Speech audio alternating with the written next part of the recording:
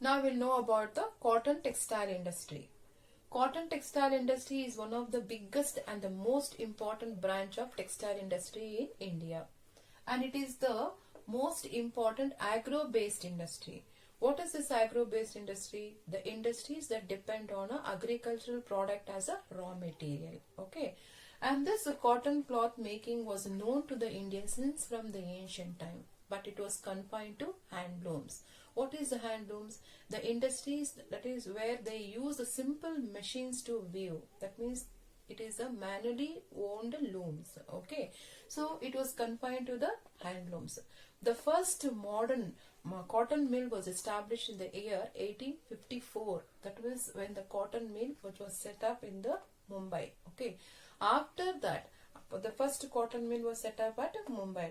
After that, it made a rapid progress and more mills were established in India. Okay, and it is said that India is the second in the world in respect of cotton fabric production, and also it is the second largest exporter of the cotton textiles. Okay, and today in India, it has been found that the location of the cotton textile industry is found mostly in the place where they have abundant of raw cotton. Okay, and also the necessary things that is required to establish this raw cotton industry are like a raw material like a cotton, power and vast market, humid climate, transportation facility and the skilled labor. Okay, so these are the essential things that is required to establish the cotton textile industries. If we take textile industry's contribution for us, it has been said that either it may be like a cotton, jute or a silk.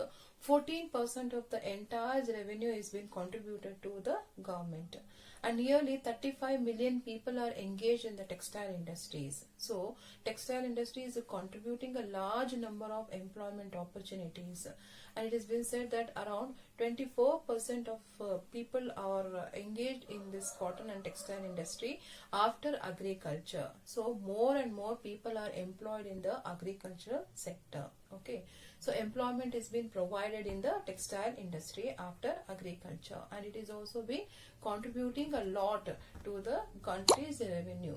And if you have seen the contribution towards the gross domestic product, that is the GDP, you could see it has been said that around 4% of the gross domestic product is being generated from this cotton textile industry. Okay.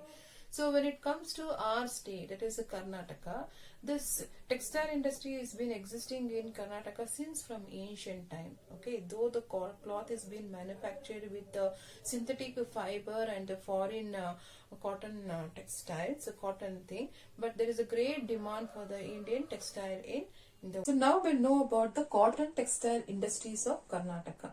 Okay, from ancient time this weaving which is been on the loom is been going on, and even now it is being practiced. Okay, although cloth is being produced from the synthetic fiber and the foreign cotton textiles are available, there is a great demand for the Indian cotton. Okay, and the modern cotton mills were started being established from the 19th century. So what is a mill?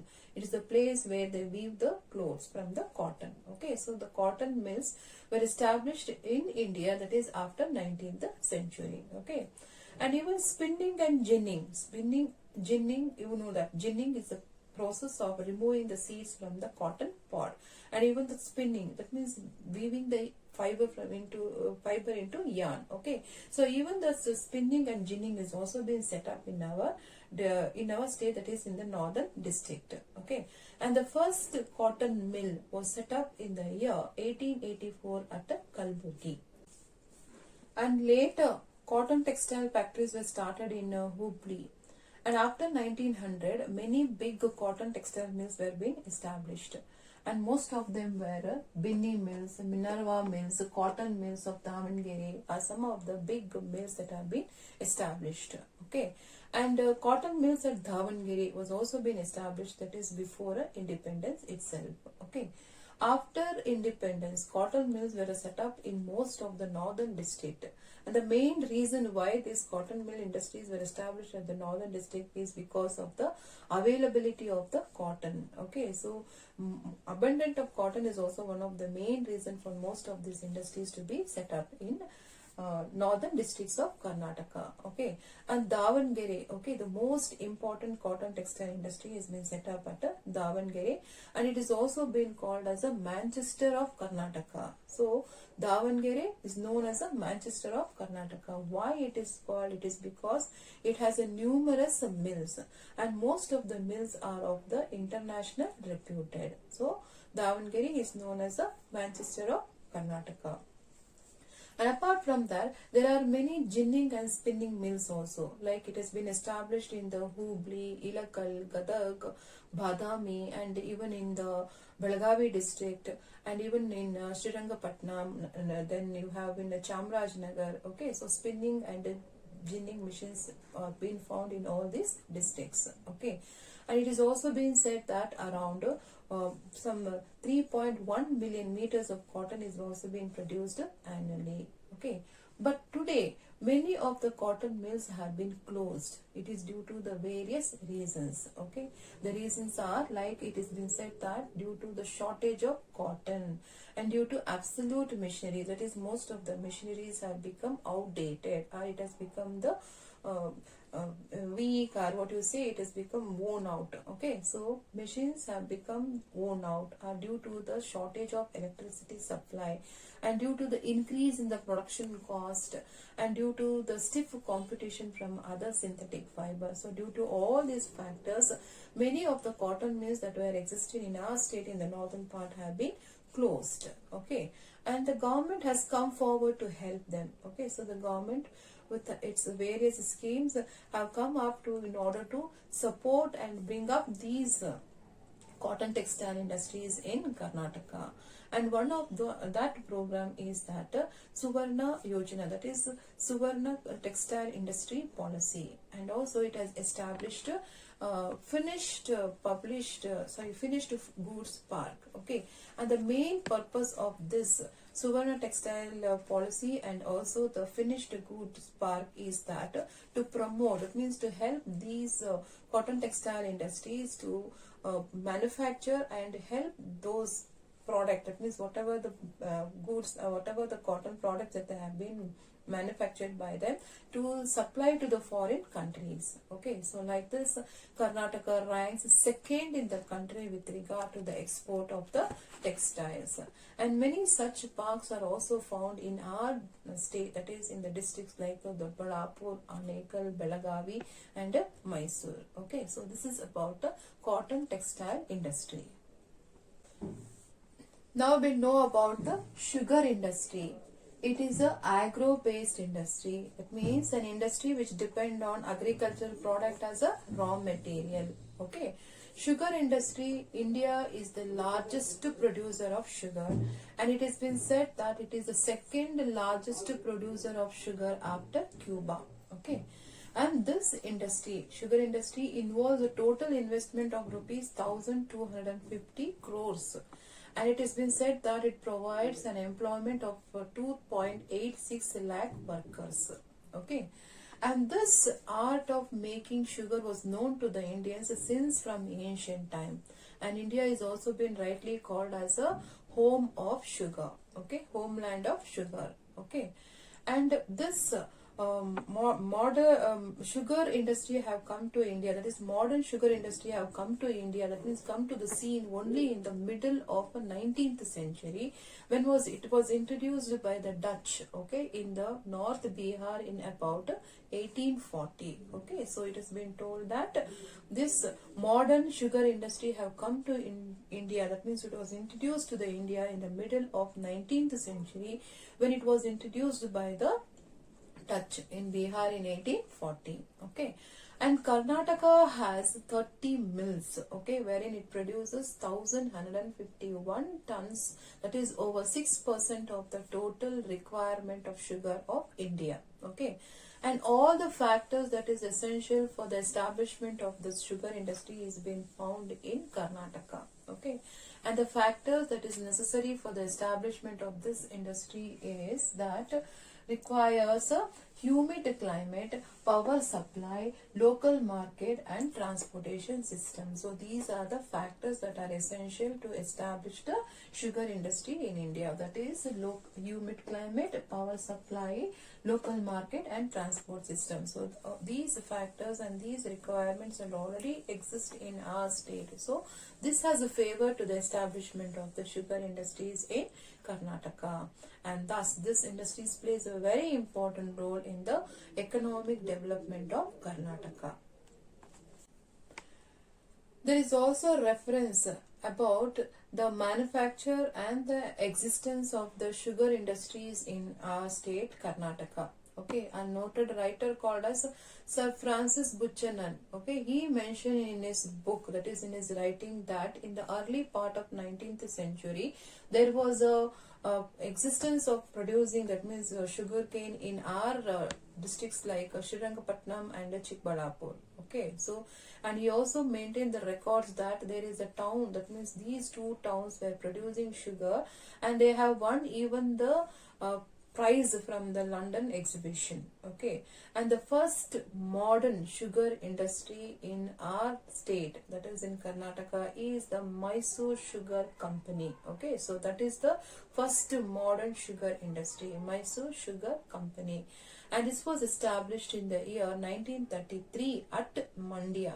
Okay, so until 1951 that was the only factory that was there in our state. Okay, and now there are around 47 sugar industries in our state. Okay, and the total annual production of the sugar in our state is 339 lakh tons. Okay, and Karnataka stands third in the production of sugar in the country. Now we'll know about the distribution of the sugar industries in Karnataka. Distribution of the sugar industries in Karnataka is concentrated in the sugar growing areas, and most of the sugar growing areas are found in the catchment area of the river Krishna, Tungabhadra and Kaveri. Okay, so more and more sugar factories are found in this region, especially in the Belagavi and Mysore district. Okay, Mandya, Mysore, Bidar, Vijayapura, Kalaburgi and Davangere districts are also significant for sugarcane industry. Okay, so the major industries are found in the Belagavi and Bagalkote district. Okay, so that's about the sugar industries of Karnataka. Now we will know about the paper industry. Okay, paper, as you all know, it's a great important in the modern world. Okay, and it is essential for our education, for printing, for the newspaper and also for the cultural purposes. Okay, and this paper industry is the forest based industry where it depends on bamboo, wood pulp and cloth rag and waste. Okay, are all used for the as a raw material for the manufacturing of the paper industry. Okay, and the first paper industry was, that is the paper mill, was found at Bhadravati, and it is known as the Mysore Paper Mill Limited. Okay, so the first paper mill limited was established in 1936 at Bhadravati. So this is the first paper mill. Okay, later on a private paper mill was established at the west coast. Okay, and this is found at Dandeli. Okay, so first one is Mysore paper mill and second one is west coast, that is paper mill, which was found at Dandeli. Okay, so bamboo, eucalyptus and other wood pulp is also being used in the manufacturing of this paper industries. Okay, and there are more and more paper mills are also being found at present in Karnataka, especially in the Nanjangoodu and in the Krishnarajasagar region and in the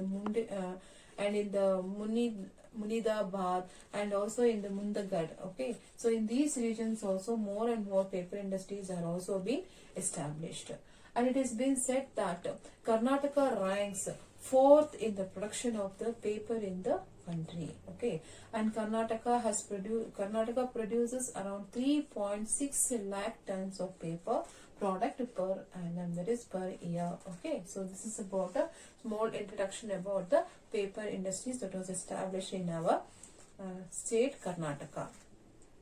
Next we will know about cement industries. Okay, cement, as you all know that as our cities are growing gradually, urbanization and industrialization. As more and more industries have been established, you could see that more and more cities and towns are also being coming up. Okay, so due to this urbanization and industrialization, the demand for the cement is also been gradually increasing. Okay, so the demand for the cement is for construction purposes, that is for building the houses, for the building of roads and dams and bridges. Okay, so for all these purposes, cement is very, very essential. Okay, so the major raw material that is required for manufacturing of the cement is a limestone. Okay, limestone, which is necessary for the establishment of the cement industry, is found in abundance in Karnataka. Okay, in addition of this limestone, gypsum and bauxite are also available. Okay, only the coal which is necessary for the manufacturing of the cement is being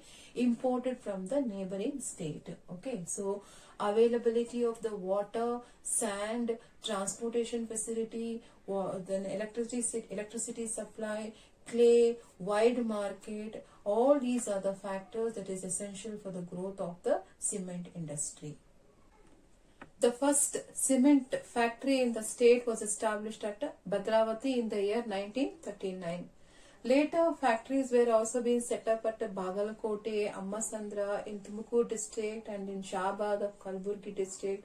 Okay, in all these places, the cement factory are being established in our state. Okay, and Karnataka produces 8% of the total cement in the country. And at present, it has been said that the annual production of the cement has been increased to 121 lakh tons. Okay, so that is about the cement industry in Karnataka.